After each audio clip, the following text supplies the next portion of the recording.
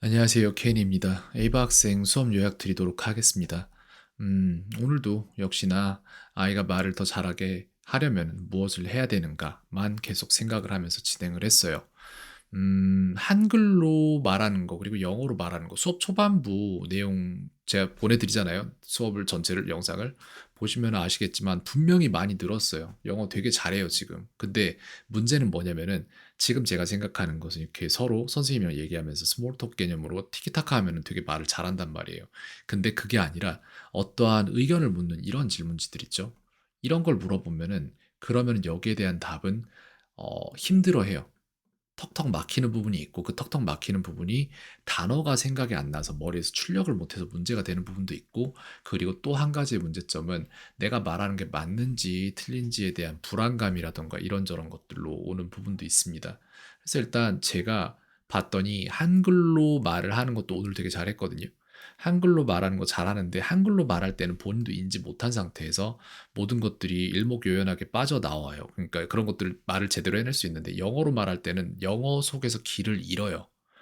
그게 구조적으로 어떻게 길을 잃는지에 대한 얘기를 좀 오늘 많이 해줬습니다. 그래서 예를 들어서 이런 질문이 있단 말이에요. Why I like the park? Why do you like the park? 라는 질문이 있으면은 거기에 대한 생각을 이런 식으로 항목화시킬 줄 알아야 돼요. 첫 번째, It's near. 가까워서 좋다. 두 번째, There are many, not many people. 그래서 사람이 많지 않아서 좋다. 세 번째, birds sing 해서 새들이 노래하니까 좋다. 이 세 가지 이유가 있는데 이걸 가지고 아이가 말하는 스타일을 보면은 말이 완전 평이에요. 높낮이가 전혀 없고 그냥 같은 톤으로 따다다다다다다다다다다 이렇게 가고 중간중간에 목소리가 작아지기도 하고 요런 게 있는 거죠. 그다음에 가장 문제점은 끝에 가서 이 아이가 말을 다 했으면은 '얘가 말을 다 했구나.'라는 생각을 타인이 할 수 있어야 되는데 그게 안 돼요.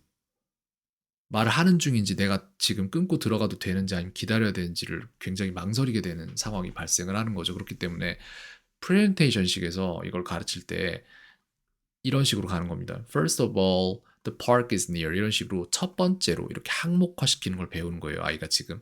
Second, 그다음 lastly 이런 식으로 해서 항목화시켜서 각각의 부분들을 말을 해주고 그리고 나서 거기에 대한 이야기를 할 거라면 First of all, the park is near. It's very important 이런 식으로 말을 할 만큼 하고 그 다음에 넘어갈 때 항목화를 다시 한번 Second, there are not many people 이런 식으로 해서 또 설명하고 이런 식으로 흐름도가 이렇게 돼야 된다는 거예요. 근데 그게 없더라고요. 그래서 그런 부분들을 줄 수 있는 상황이 되었기 때문에 지금 줄 수 있는 거고, 두 번째도 이래요. 비슷한 건데 이거를 이렇게 좀 키워서 보여드리자면은 Why is it good to be kind라는 질문이 있단 말이에요. 거기에 대한 주장을 먼저 해야 돼요. It is good to be kind and there are two reasons. 이런 식으로 또 항목화를 시키기 위한 전 단계를 밟는 거예요. 전철을 여기서 전철을 여기 똑같이 위에서 한 것처럼.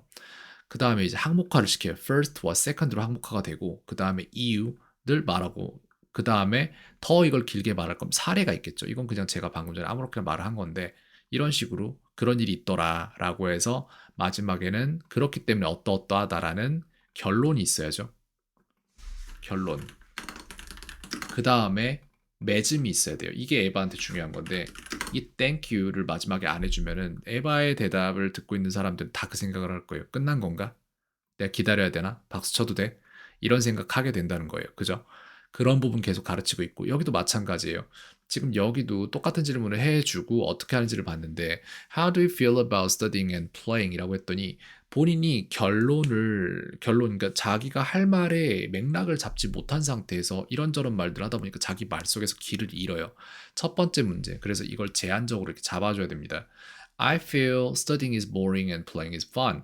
이게 아이가 하고 싶은 말이에요. 그리고 이 바운다리를 벗어나지 않아야 돼요. 자기 할 말을 해나갈 때는. 근데 문제는 또 다른 한 가지 문제가 뭐냐면은 한국 사람들이 다 비슷하게 가진 케이스인데 꼭 말을 할 때 어떤 if절, 그러니까 즉 가정법이나 이런 게 가정할 문장이나 이런 게 있으면 뭐뭐 한다면 뭐뭐 한다 뭐 이런 말을 할 때 꼭 두 갈씩 언어인 영어를 한국어식으로 if 먼저 넣고 문장을 만들다 보니까 길을 잃어요. 그래서 자기가 무슨 말을 했는지도 기억도 못하고 계속 길을 잃어서 헤매이게 된다.